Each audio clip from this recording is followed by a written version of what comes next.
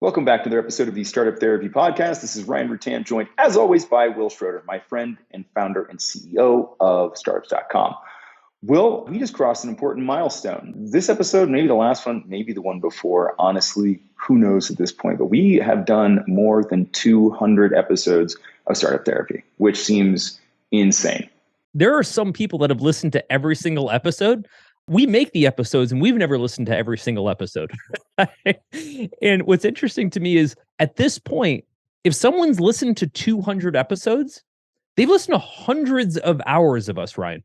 Hundreds of hours of us droning on. I'm expecting requests for reparations any day now. Oh my gosh. If you're listening, if this is your 200th episode, you are officially our best friend. Why? Because you've spent more time with us than most of our friends have. So welcome, friends, to the 200th episode. Wow. Yeah, it does seem like quite a milestone. All right. So today we're going to talk about, as always, something that happens a lot in Founder Town.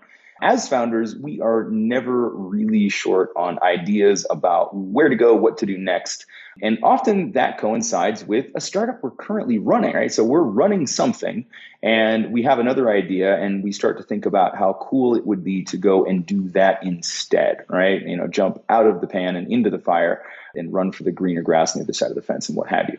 So how often does that actually work out when we decide to go on and do the next one and the next one and the next one? Even as repeat founders, what are the odds and how clearly are they in our favor? They suck. The odds are really bad. And what we're going to talk about today is what are the chances that if I have a success, even if I don't think it's that much of a success, that if I have a success and I say to myself, you know what, I could probably do better on the next one. So let me get out of this thing and go to the next one. What is the probability and what is the general history of how well that works? And in the TLDR, spoiler alert, is that it usually goes pretty poorly. But let me tee this one up because this actually was inspired by a friend of mine who's a regular listener to the show. And we're at dinner and we're talking about this amazing success that he has in his company. I know he's listening, so this is you, buddy. And we were talking about how, what his next deal would be or things like that. And I said, this is going to sound odd, but this statistically is probably the best thing you'll ever do. And he's fairly young. He's been at this for a long time. He's built a great business, hundreds of millions in revenue, all this great stuff. But the reality is the probability of doing this twice or ever is really low. And no one ever stops to tell you, right, at a dinner like this, Ryan, where they're like, buddy, this might be and probably will be the last time you ever get to this point. And it seems weird, right? Because doesn't it feel like if we've done it once, we should be able to do it at least as well the next time? Yeah. I mean, unless you're the Cubs and you're trying to win the World Series. But it's just not how it works, right? I mean, the statistics are very clear on this, that previous success doesn't ensure future success. It barely even shifts the odds, right? You cited a stat, and I'll let you spit it out, but you cited a stat before the show around what the probability of even somebody who's gone all the way to taking a company public, how well they fare on their next startup. And it's not pretty. You might as well go play the ponies. It's kind of a dated stat, but it was a pretty in-depth Harvard Business Review overview of how well repeat founders have done. And roughly what it said was, I'm approximating, roughly what it said was, for those that went, like you said, Ryan, to public companies, like, dude, by far the most successful you could possibly be, which puts you in the most rarefied air there is, right? Short of being billionaire status, all those things tend to come hand in hand. Yep, they tend to go together. Of the most successful founders that were venture funded, all these great things, out of that, 30% of them were successful on their next go around. Not as successful, just straight up successful at all. And those are the best of the best of the best. What does that look like for the rest of us? Not very good. I'll share some stories. We've talked about this before, but the greatest success I had was my first company. This represents my 9th. I've never replicated that success since then. And I don't think people understand that. Like, why? I mean, you've been at this for a long time. Dude, you build startups for a living. you couldn't possibly know. And you're building a startup about how to build startups. Like, how much more meta does it get? It doesn't matter. It doesn't matter. It doesn't matter that I've done it before. It doesn't matter I have experience, etc. It helps, but there's so much more to repeat success that have nothing to do with past success. And I think that's what we should dig into today. Yeah, I think that's fair. It's such a challenge for so many founders because they're looking at what they've already accomplished. And in some cases, look, they're not even coming off success, right? They're just saying, look, I learned a lot from this first one, sometimes all through negative feedback, right? Like I made all the mistakes, ergo, I won't make them the next time. And that would be true if all of the potential and possible mistakes waiting for you were the same as the ones you went through the first time. And yet you and I know, having been through this a couple dozen times, they tend to be different each time. Absolutely. Right? Yeah, Absolutely. there are some similarities. And yet, when we try to predict the odds of future success based on what we've already done, whether through success and we want to leverage that success, or through mistakes and learnings, we want to leverage those, it isn't really the straight math that we would hope it to be. And this leads a lot of people into jumping into what they assume will be an easier opportunity that just turns out to be the same shit show slog that the first one was, or the third one was, or the fifth one, or the 10th one, right? You have a lot of parallels here. If we want to try to give some people analogies to attach to, every musician has their best album. Every director has their best movie. Every actor has their best movie. Every athlete has their best championship, right? They didn't win them all. They were clearly the best at that moment. But what people fail to understand is this isn't a linear path. It's not like if I did the best the first time, the conditions for being the best just keep repeating. They actually don't. I graduated a successful founder and I can never go back, right? Doesn't work that way. And I think where this blows us up is particularly early in our careers because we have nothing to compare it to. We don't understand that maybe an early success that we've had is so damn hard to replicate. Okay. And we'll get back to that in a second. We'll talk about how hard all those things have to come into. But let's just talk about more of our mindset at the time. Our mindset at the time when things are going well is, yeah, this was hard, twists, turns, all these crazy things. But like anything in life, if I've done it once, it stands to reason that I can do it again. So that's where the logic starts. The second is, this is now my baseline of success. If I've done it this well, I'll have to do at least better because at everything else in life, that's kind of how it works. Yeah, this isn't a growth chart though, right? Just because you reach 4'6" doesn't mean you can't go back to 3'2", right? Like it doesn't work that way at all. We talked about this before. We said if this was being in grade school, it would be like being able to go from first grade to 12th grade and then spend the rest of your life in second grade and never getting past it, right? And again, we can't even comprehend that. Yeah. And so when we're early in our careers, we're sitting there and we're like, okay, all I've known is success. Again, I'll take myself. You went through a similar situation where I'm in my 20s. I go from broke kid coming out of welfare to millionaire kid, right? Like overnight. And so in my mind, not that I wasn't grateful, nothing like that. I just didn't know anything different. Yeah, this is how it works. I apply myself and I get this outcome. I apply myself and I get this outcome, right? Yep. Didn't have another version of life to compare it to. It's the only one I had going. So that ends up going pretty well, but I head into my 30s and now I'm thinking, well, dude, I mean, come on. If that was my freshman effort, right? And this isn't me being like arrogant about it. It's just logical. Obviously, if I've done this well once, yeah. I can do this again and again and oh again. My God. I go into my 30s and holy cow, what a splash of ice cold water on my face, right? I start my next thing and I'm like guns blazing, ready to build and scale. And year one goes by like nothing happens. Year two goes by, it goes 8% better. Year three goes by and I'm like, what the hell, man? Yep. And now you fast forward over a career of 30 years and 9 startups. And now I get it. Now when I'm sitting across from my friend, like we talked about at the top of the show, and he's talking about it, with the success he's had, he's in his mid-30s. He's worked really hard. He has an incredible company. It's like I'm jumping in that time machine that we always talk about, Ryan. We're going to go back and kind of talk to ourselves. And we had that conversation. If you could zoom back, if you could talk to 22-year-old Ryan, knowing what you know now, what would you say? By Google. Yeah. Yeah, I mean, thing by Google. Lose them. Outside, yeah, actually, it would be interesting because I think I would definitely revisit. That was right around the point, it was the year after I had sold the first company. And I would probably question whether or not that sale was actually the right move at the time. In hindsight, there was more value that could have been added there. I could have grown that valuation significantly higher. And I could have either held or sold at a different multiple than what I did, right? I was satisfied with the multiple that I had because, again, I had nothing to compare it to. And the amount of money that I was offered sounded like, well, it was to me all the money in the world at that point, right? It was exponentially more money than I'd ever had, and I was going to be able to pay out all of my staff, and it was going to be great. And then I could go on and do the next thing, right? And to be honest, and we both talked about this, I was definitely done with the type of work that I was doing within that company from a day-to-day standpoint. Like I didn't want to be doing that work anymore, and so that part wouldn't go away. That part wouldn't change. I built that company opportunistically. It wasn't like I always dreamed of solving this problem for people. Somebody approached me in a hallway and was like, "Hey, could you fix this for us?" Like, sure. Pay me? Okay, cool. Let's keep doing that. Rinse and repeat. So sort of accidentally built the business.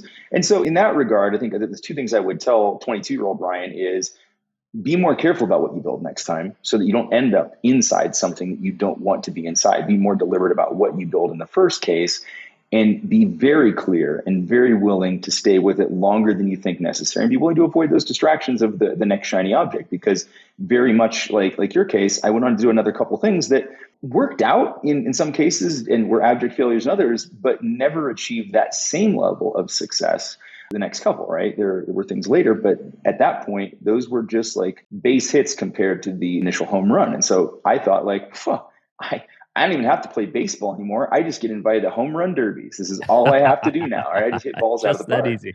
Right. Then I was forced to bunt a couple of times. And I'm like, wait a second. And this is where my baseball knowledge ends. I can't do that any further. It's such an interesting process, right? Because you assume, right? Because 22-year-old Ryan, here's the fun part, right? 22-year-old Ryan's response would have been like, dude, like, you just crushed it on that. What are you talking about? I'm going to have 3 or 4, 5, 6, maybe all of the rest of the startup companies ever do are never going to achieve that same level of success. I never would have believed that at that age. Right? The hubris at that point was fueled by the exit too. I think that's the other problem. Something that's really funny about everything we talk about here is that none of it is new. Everything you're dealing with right now has been done 1,000 times before you, which means the answer already exists. You may just not know it, but that's okay. That's kind of what we're here to do. We talk about this stuff on the show, but we actually solve these problems all day long at groups.startups.com. So if any of this sounds familiar, stop guessing about what to do. Let us just give you the answers to the test and be done with it. And so stick with that. Like you're in that mentality and you don't know any better. You know who doesn't have this problem? Founders in their 40s, 50s, and 60s, because they definitely know better. You've got two things happening at that point. One, you've got your own experience, right? So you've got your own experience of having now had some successes, some failures. You realize how hard they are to replicate. But more importantly, you saw your friends do it, right? That one friend that at 28 looked like they were going to crush everything and she was going to take over the world. And now she's like loaded in debt. You never hear from her again. She's like a cautionary tale in the startup world, right? The tales that we tell because we've lived them. Now you've actually seen that. It's really hard to appreciate how easy it is to fail when you haven't really seen much failure yet. But holy cow, you start to get a couple reps on that one, and the success becomes way more valuable. You quickly get busted back down from the 4-star general into just the grizzled non-commissioned officer, right? That the one in every war movie who just knows the answers to everything, knows all the stories, right? And has all the scars to show for it, right? That's what you become. And again, it's not a linear progression, right? Just because you jumped a couple of ranks to begin with doesn't mean you get to stay there, right? You are more likely statistically to be demoted back down to a lower rank within the startup world than the one that you just achieved or the one that you're achieving right now. And I think that's a big part of what we want to talk about today, Will, is that you're in a startup right now, right? Whatever you're doing, to whatever degree of success you have, the chances that you replicate that on the next go round for the people who are working on startups right now, don't get distracted, guys. Stay the course. Again, not beyond the point of reason, right? Don't go well beyond where it was trying to fold tents or anything like that, but be really careful about jumping because you see something else shinier, right? If your thing is obviously headed to the bottom of the sea, bail out, right? Jump ship. It's good. It's time to go. But if you're still afloat on the sea of startups and you're like, maybe I'll just, jump off and swim to that cruise ship over there. The chances that you make it are so slim, so slim. Right. And look, in by all means, if it's the right opportunity, it's the right opportunity. However, let's dig into like how badly people make the bet of future success. And I hate to use a gambling analogy, but it just feels apropos. Startups are not gambling, right? Startups are based on fortune and hard work. Gambling's based on luck, right? That's not what we're talking about. But bear with me. Let's say that you're at the blackjack table. You've never played blackjack before. And the first hand you get is an ace and a king. You now have blackjack. There's a 99% chance you're going to win, right? And what you say to yourself is, blackjack's not hard. I got it once. I'll probably get it again. Now, let's get into the mechanics of where the analogy breaks down a little bit, but where this is just generally true. Just think about like this. If you have any version of a successful startup right now, I'm not talking about hundreds of millions of dollars. I'm talking about you're still in business. Yeah. You got more than a month of runway. Yep. Yeah. You have the startup equivalent of Ace King right now. Okay. Now, again, there's versions of that, maybe your hand's not quite as good, but where we make the most junior mistake, I've made it, Ryan, you've made it, and a bunch of people listening are probably about to make it. I don't even know what the mistake is yet, but I can say yes, I'm sure I've made it. Here it comes. Yep. If this hand is this good, I must be this good. And therefore, there must be more hands to come. Now, let's talk about why that argument just falls to shit almost every single time. Statistically, not your fault. Just stats don't work for you. In order for your next hand, if we're kind of beating up this metaphor here, in order for your next hand, your next startup to work, a whole bunch of things have to happen that you have a very limited amount of control over. Let's walk through them. Number one, you have to figure out exactly what the right product is at exactly the right time, with exactly the right team, with exactly the right capital environment, either bootstrapped or raising, to support it and see it through. What are the probabilities that the next thing you do are going to check all four boxes to make it successful? I can tell you, really freaking low. You know what I mean? Even if we went public, we know it's 30% or less, right? So yes, it's the thing, right? It's a series of compounding probabilities, which just makes your odds smaller and smaller and smaller. And talk about that. You said compounding probabilities. I think that's a powerful point. Can you expand that? Yeah, sure. So, I mean, like if you have, each one of those things has some level of certainty applied to it, right? So this is just using straight mathematics, but it does apply here. So, if you've got a 50% chance of getting the market right and a 50% chance of getting the team right, you're already at 25% odds right out of the gate, right? And as you keep making decisions, choices, and facing other market conditions, it just gets smaller and smaller and smaller. Right now, of course, there are things that we do to thumb the scale and to fix those odds and to turn things in our favor, assuming the economy is not taking a giant shit on itself like it is right now, and lots of other things that happen that are outside of our control. Right, there are a number of things that we can control. We pick the team. We can't control their performance. We can try to encourage it. Right? It's people, it's humans, and humans make mistakes, and humans change, and humans, don't always live up to the expectations we have for them. So there's so many things that are outside of our control, not least of which the fact that the rules of the game, unless you are building exactly the same startup you just built, in which case, what are you doing?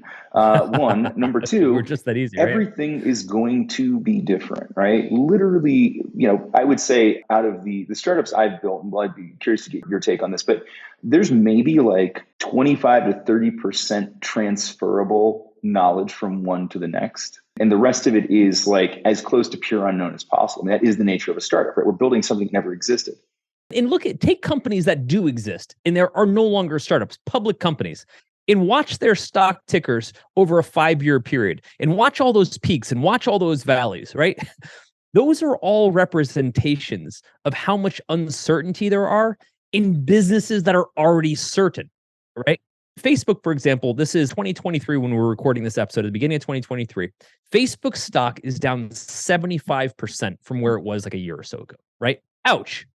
Now, that's a business Mark Zuckerberg's been running forever, right? He understands the business. He's still Mark. He has more connections, knowledge, and everything else than he's ever had. And yet the business is down 75%. Well, why?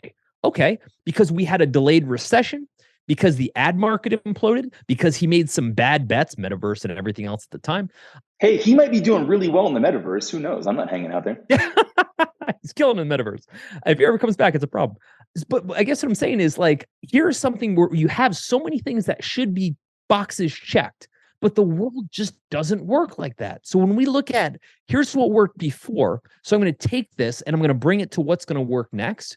What we've got to keep in mind that best case, and this is, I'm being so optimistic here, best case, we'll maybe get 25% of the stuff from the last gig or the gig after that we get to bring into the new gig. And we're like, well, I'm bringing some of my team members over. I'm bringing some of my investors over. Doesn't matter.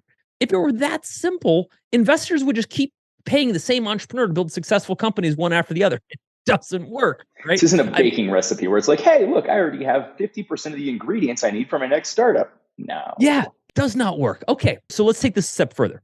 So we all get the fact that even if I'm super successful, I go IPO, that I've got a 30% chance of being successful in the next round. I get that. What I love the way you put it, a bunch of compounding factors, right? That actually get worse as you combine more of those variants, right? So I know things aren't going with me. Cool. What do I do about it? How should I be thinking about this? Like, how do I think about, and Ryan, I'm going to put this to you. If I know that I've got something going on, it's not as good as I maybe think it is. We never think it is, but I think I probably want to jump to something else. What would you tell you? Look, like, yeah, you stay where you are until you are sure that you've maximized the current opportunity and outcome, right? Like that whole thing of a bird in the hand is worth two in the bush, right? I'm not trying to kill birds out here, but if I were, you go with that odds, right? You go with the one in the hand, right? You stay where you are and you finish the task at hand. If the only reason that you're jumping is that you think the other one's going to be a better opportunity, right? That's a better opportunity if every bit of that math works out exactly as you hope it will, and it never does, right? So we can be relatively certain that whatever you think that shiny ball that you're about to chase over the fence into greener pastures is likely not to be as shiny if you get your hands on it. And the thing that you leave behind was likely a better opportunity, just statistically speaking, because some of the uncertainty had been wrung out of the rag at that point. I think that's really the thing that's important to understand, is that you may look at that and go, well, look, the size of this new opportunity is so much different than the one I'm in now, right? There is so much more upside to this thing. Sure, if everything works out, but you're starting from a point of speculation on the new thing, whereas whatever you're working on now has some level of certainty, right? Maybe not full certainty, but even if you're at 25 or 30% certainty on, here are the things we now know about this business. Here are the things that we know aren't true that we thought were true. And here's what we think we can go and do next based on that data. You don't have any of that with the new one. It's pure speculation. As you put it, it's running naked into the abyss once again, right? And just seeing what happens. We also get a thing where we don't realize that in life, now I'm just talking about a liquidity standpoint or a personal wealth standpoint. In life, we're lucky if we get one, and we're incredibly lucky if we get two, like fortunate wealth event moments in our life. Wealth event moment being some pile of cash of any amount, any amount. And I think people really misunderstand that. Here's an example. I hear this all the time. Well, I only want to cash out if I get at least $30 million. But, and we've done a whole episodes on this, right? Won't move for 28. No, sir. No, sir. Exactly, right? Exactly. Right. Yes, you will. This argument kills me because I think to myself, number one, you realize that you don't get to necessarily make that determination. Now, theoretically, I'll hold out longer and I'll get that money. It doesn't exactly work that way. Right? I hold the price sticker gun. I can put whatever, like, just going to tag it and set it out by the end of the driveway and just wait for somebody to pick it up. Right. And so in my mind, I've already won. And now the only question is how much I'm going to win. And part of that logic is true. Part of that logic is I've had success, right? I've gotten to this part. So I want to make sure I maximize the outcome. That actually is the right thought process. The wrong thought process is, and I can get whatever I want. Right. I've set an arbitrary watermark, and that's what I will cross before I take any It's action. always the wrong watermark. I talked to founders, and actually me and the founder are talking about the top of the episode we're talking through. He's just such a great guy. And we're talking about like how much would be a lot. And I was like, you know how much is a lot? $1 million. And he agreed, by the way, because he's good. He's just a smart guy. But I mean, he's raised hundreds of millions of dollars, right? So like, his nut here is very big. And I'm like, look, man, couple things. And we've done whole episodes in this. If you don't have $1 million, $1 million is all the money in the world. The problem is you start doing this dumb math. which is, well, I need at least $30 million to live off the interest. It's going to be 8% in a good market and blah, and this is whatever. I love that calculation. And I'm like, dude, if you put $1 million in your bank account, you will solve 90% of life's problems, right? There are very few problems you'll run into in life that you can't solve with $1 million of liquid cash at your disposal. I'm not saying that's the end of it. I'm not saying, you never have to work again. Do you know what an engine on a 200-foot mega yacht costs, Will? I can't solve. That wouldn't even fuel the jet. Yeah, exactly. No.